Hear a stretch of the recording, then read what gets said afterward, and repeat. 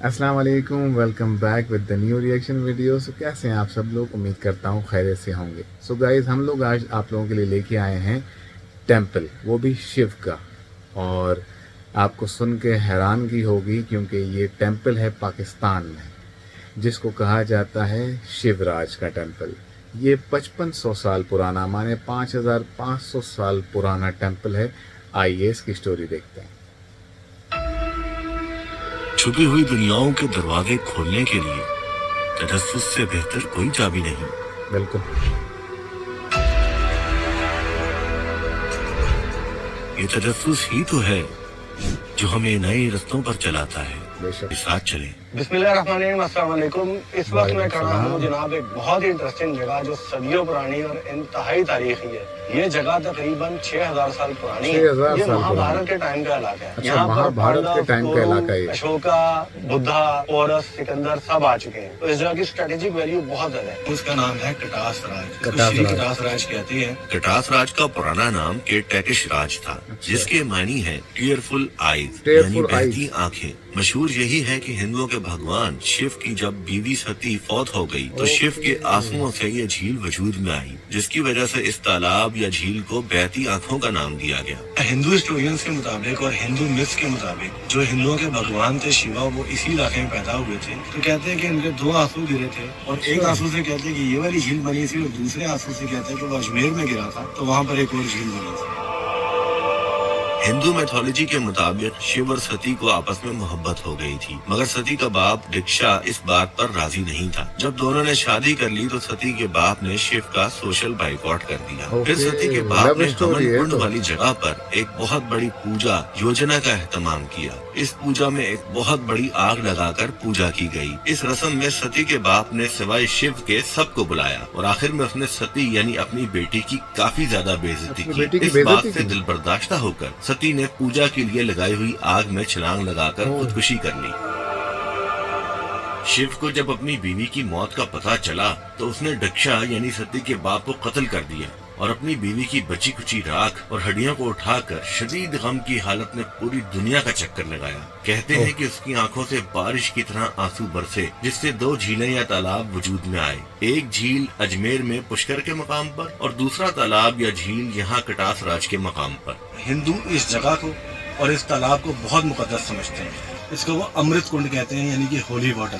इस तालाब के लिए हिंदुओं का यह अकीदा है कि इसमें नहाने से उनके पिछले सारे गुनाह धुल जाते हैं। इब्तिदा में इस पानी को विष कुंड कहा जाता था। विष का मतलब होता है जहरीला, यानी कि जहरीला पानी, क्योंकि यहाँ का पानी बहुत ज्यादा कड़वा और तुर्श था। तो यह समझा जाता था ये इस जगह का मिरेकल है, इस जगह की करामत है कि यहाँ पर पानी कड़वा है, जबकि ऐसा नहीं था। जब रिसर्च की गई और जब उसकी तहकीक की गई तो पता चला कि यार यहाँ पर फॉल्ट रेंज में से, जो कि यहाँ पर कुदरती पहाड़ों में नमकीन मदनियात है, नमक की कानें हैं, नमक के पत्थर हैं, वहाँ से पानी आ रहा था, जिसकी वजह से वो कड़वा हो गया था। तो लेकिन लेजेंड क्या मशहूर हो गया या मिथ क्या मशहूर हो गया जी, ये जहर कुंड है, विष कुंड है। तो इस बात से हमें एक बात और समझ आती है कि हर चीज पर ब्लाइंडली यकीन नहीं करना चाहिए। पहले पता लगाओ कि असलियत क्या है, बाद में पहले बहुत ज्यादा हुआ करता था नेचुरल, यहाँ पहाड़ों का पानी आ रहा है, ये सॉल्ट रेंज में से पानी आ रहा है, सारा सॉल्ट रेंज के इलाके में। लेकिन ये पानी जो था ना बहुत नीचे चला गया था इसका लेवल, क्योंकि यहाँ आसपास जो सीमेंट फैक्ट्रीज हैं उनमें ये पानी इस्तेमाल किया जा रहा था। उसके बाद जो कल्चरल हेरिटेज के इदारे थे ना, उन्होंने यहाँ पर पाइप्स के जरिए पानी दोबारा पहुँचाया। तो ये बहुत जरूरी है कि हम अपने कल्चरल हेरिटेज की हिफाजत करें और उसको हमेशा सही हालत में रखें, उसको हमेशा रेनोवेट किया जाए, ना कि उसको खराब किया जाए। हिंदुओं के लिए ये जगह बहुत ज्यादा अहमियत रखती है। यहाँ पर हिंदू इंडिया से साल में 2 दफा बहुत बड़ी तादाद में ज़ियारत और इबादत के लिए आते हैं। ज्यादातर इंडियन ज़ायरीन या यात्री दिसंबर और मार्च के महीने में आते हैं, लेकिन पाकिस्तान भर से हिंदू यहाँ पर पूरा साल आते रहते हैं, क्योंकि यहाँ पर उनके भगवान पैदा हुए। और एक बड़ी मैं इंटरेस्टिंग बात आपको आगे जाके और बताऊंगा। और ये है यहाँ का हनुमान मंदिर, जिसको वैसे तो बंद ही रखा जाता है, मगर हिंदू ज़ायरीन और टूरिस्ट को दिखाने के लिए इसको खोला जाता है।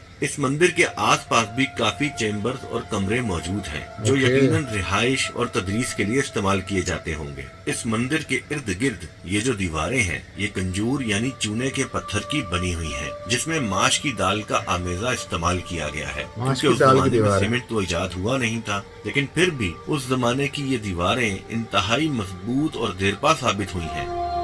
जाहिर सी बात है, अभी तक 6000 साल के बाद भी आज तक ये इमारतें और सही ये जो सलामत हैं। सामने बड़ी खूबसूरत सी इमारत नजर आ रही है, यह कहलाती है श्री राम मंदिर। इस इमारत श्री में राम 5 मंदिर। बड़े हॉल्स हैं और इसमें बहुत से कमरे बने हुए हैं। ये इमारत चूने और पत्थर से बनी हुई है। इस इमारत को शहंशाह अकबर के दौर में दोबारा से रिकंस्ट्रक्ट किया गया था, बताओ। इसीलिए आपको इसमें मुगल आर्किटेक्चर की झलक बहुत ज्यादा नजर आएगी। इन कमरों या हॉल्स में एको यानी गूंज बहुत ज्यादा है और शहंशाह हिंदू यही अकबर ने कहते हैं वापस कि इन तामीर कमरों कराया को दोबारा भजन से। गाने के लिए इस्तेमाल किया जाता था।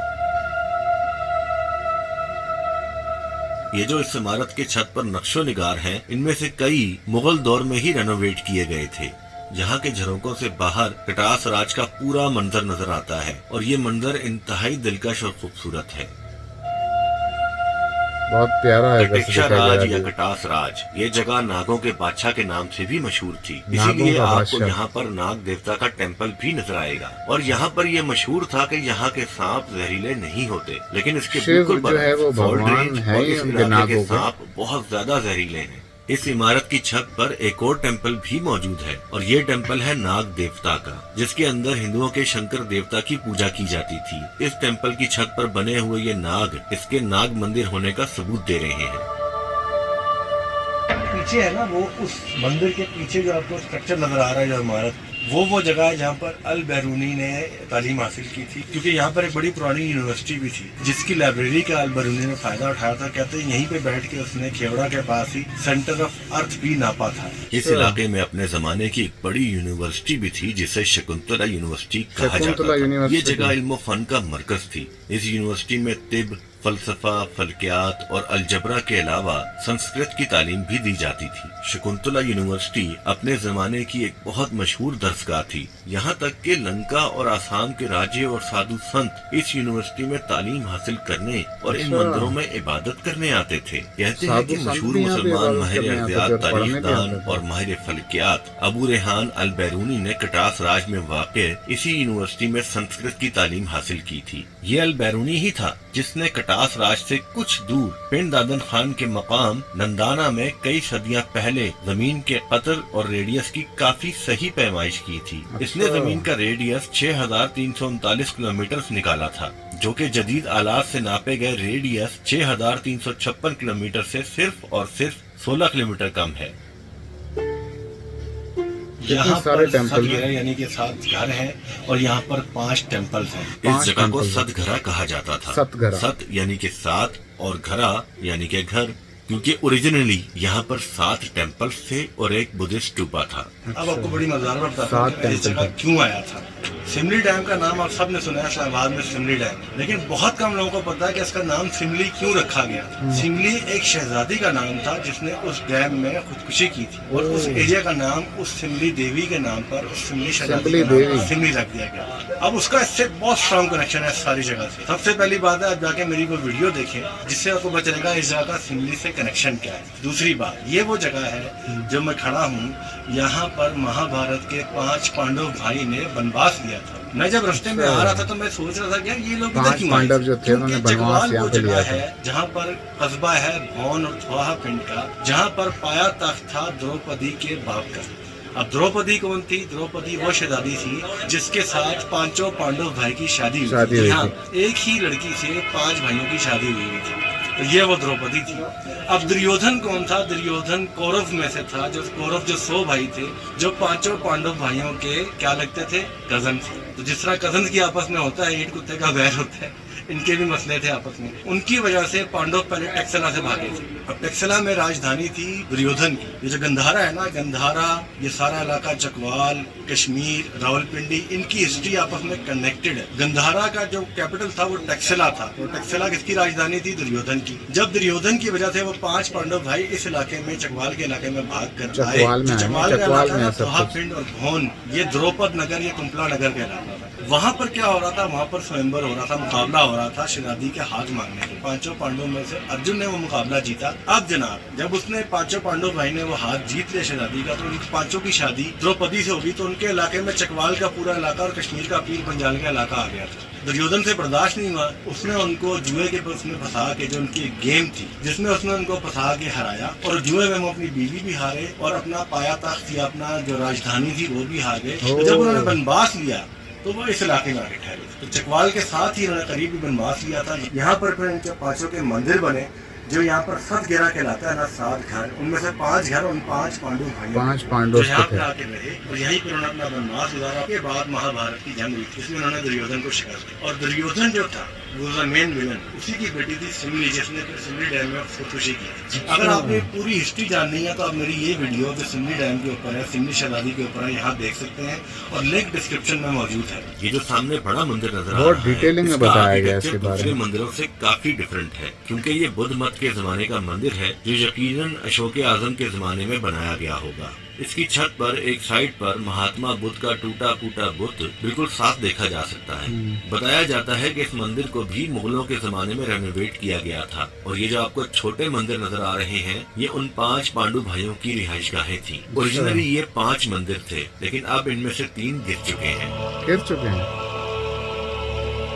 इतनी पुरानी इमारतें भी तो हैं। पीछे मेरे रिमेन्स नजर आ रहे हैं, बाकियात नजर आ रहे हैं। ये एक स्तूपा था, ये स्तूपा अशोका ने बनाया था, क्योंकि अशोका का ताल्लुक बुद्ध मत से था, वो एक बुद्धिस्ट था। इसीलिए यहाँ पर आपको बुद्धिस्ट टेम्पल भी नजर आएगा। वहाँ जो बड़ा टेम्पल है वो बुद्धिस्ट टेम्पल है। वैसे तो जो बुद्धिस्ट है ना, ये नॉन वायलेंस पे यकीन रखते हैं, लेकिन अशोका इनका वो राजा या वो किंग था जिसने तलवार उठाई थी पहली दफा, तो ये उसका बनाया हुआ स्तूपा था जिसके अब रिमेन्स रह गए हैं। तो ये बहुत ज़रूरी है कि जैसे इस सारी जगह पर प्रिजर्व किया गया है, इस स्तूपा के भी रिनोवेट किया जाए और प्रिजर्व किया। प्रॉपर एक महाभारत की स्टोरी है जिसमें ये रिलेटेड चकवाल का इलाका भी आता है। यहाँ पर ये मंदिर हैं और ये पूरी एक ऐसी जगह है जो हिंदुओं से बहुत रिलेट करती है, और वो उनकी ये समझें कि एक ऐसी जगह जहाँ पे उनका सुकून है, उनकी इबादत गाह है, क्योंकि जहाँ पे शिव भगवान उनके पैदा हुए, वो जगह उनके लिए कितनी मुक़द्दस होगी। तो गाइस, मुझे तो ये देख के बड़ी हैरत हुई कि पाकिस्तान के अंदर भी एक ऐसी जगह है जो कि